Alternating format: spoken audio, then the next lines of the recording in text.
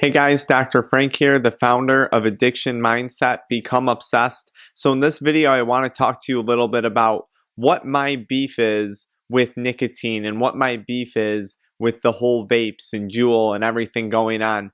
Now, it's important to understand most of this will apply to an adolescent. So this is meant for younger people. I'm going to talk a little bit about nicotine and its effects on the brain and why I'm so against nicotine, and personally how I think it screwed me up. If you didn't watch video number 1, this is video number 2, and I'm just going to talk a little bit about the effects of nicotine on the brain when you're a younger individual. And I'll tell you, I suffered from all of these problems myself growing up throughout life, and I didn't realize it until I was older, until I actually was able to break that addiction.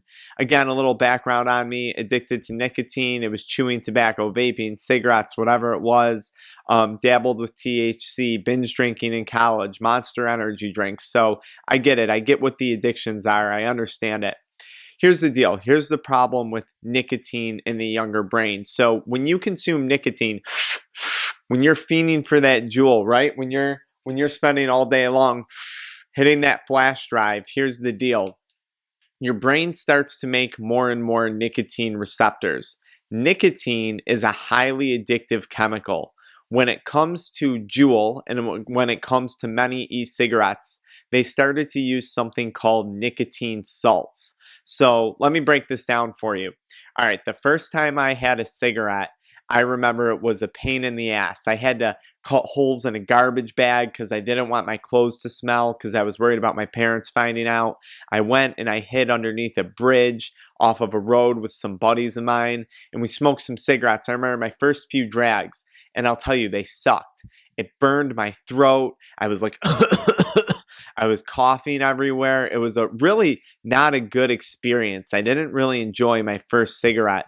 Now, Philip Morris, the major tobacco company, they realized a long time ago you could take nicotine from a plant and make free-base nicotine. Free-base nicotine hits the bloodstream and your brain faster. It absorbs in your lungs, it absorbs into the blood faster, and it gets to your brain quickly. Now, when Juul came around and all these e-cigarette products, right, smoking out of the flash drives, they realized that they could use something called nicotine salts. So this is where you use free-base nicotine and you add benzoic acid to it. And when this happens, it actually increases the rate of absorption even more. But it does that all while taking away that harsh throat burn. So a lot of you guys watching this are using nicotine salts. You're not using free-base nicotine. So when you go to smoke a Juul or you go to smoke some e-cigarette, it's smooth. Now you add in some of the flavors into it. It's very, very different from the experience that I first had with a nicotine from a cigarette, right? So the problem with nicotine salts is it hits the bloodstream faster, it hits the brainstem faster, it gets absorbed into the brain faster, but it has a shorter half-life, so it leaves the body a lot quicker too. So that's what makes you fiending for it all the time. It doesn't circulate in your blood as long as free-base nicotine would. So it's important to realize that a lot of these e-cigarettes, a lot of these things, they're much more addictive because they're using free-base nicotine. Now, I also want you to understand this. When you're a young individual and you use nicotine, your brain starts to develop more and more nicotine receptors. Think of a lock and key, okay? So here's Juul, that's the key, whatever it is, whatever you're smoking out of. This is just a flash drive, this isn't anything. But here's Juul, this has the nicotine in it, and your brain has receptors, okay? It has, so here's the key, here's the locks. When that key binds to those locks, your brain releases a chemical called dopamine, okay? Now, dopamine is the feel-good hormone. Dopamine is the thing that makes you feel good. It's the thing that drives you to do something over and over and over again. The more you smoke, the more nicotine receptors your brain is going to make. You're going to take more and more keys to unlock each of those, and your brain is craving it. It's craving that dopamine release that you're going to get every time you're smoking away. So This is what makes nicotine so addictive, especially if you consider that we're using nicotine salts, something more potent than free-base nicotine, the nicotine found in traditional cigarettes. So take that together, you got nicotine salts, you're getting a massive release of dopamine, that's the thing in your brain that makes you feel good, and you're doing it over and over and over again because you constantly need to re-up. Now, these nicotine receptors, they can eventually die. When people quit, nicotine receptors start to die off and go away. And once more and more of them die, quitting becomes easier and easier. But here's my problem overall with nicotine. It releases dopamine in your brain, and it screws up an area of your brain called the prefrontal cortex. The prefrontal cortex is the part of your brain that's responsible for decision making. It's responsible for impulse control.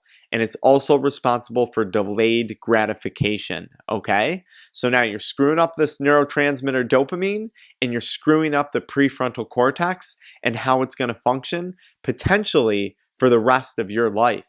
Now, that's a big deal. That's a huge problem when you look forward and you become an adult and you're in your 30s.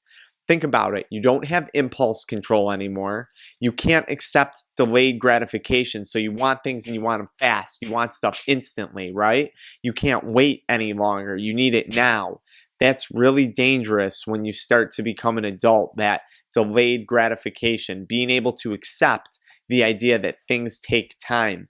And when you don't get them right away and you're addicted, you get pissed off, you get agitated, you lash out at the family member, you lash out at the girlfriend, the boyfriend, whatever it is. You're moody, you're acting ridiculous. You're not getting your dopamine fix. You don't have that self-control, right? You don't have the ability to accept delayed gratification. Nicotine screws all of that up. And the more you use it when you're younger, the more you're going to be screwed up when you're older. Now, I think the worst part, and this is kind of called, there's a name for it, it's anhedonia or joylessness.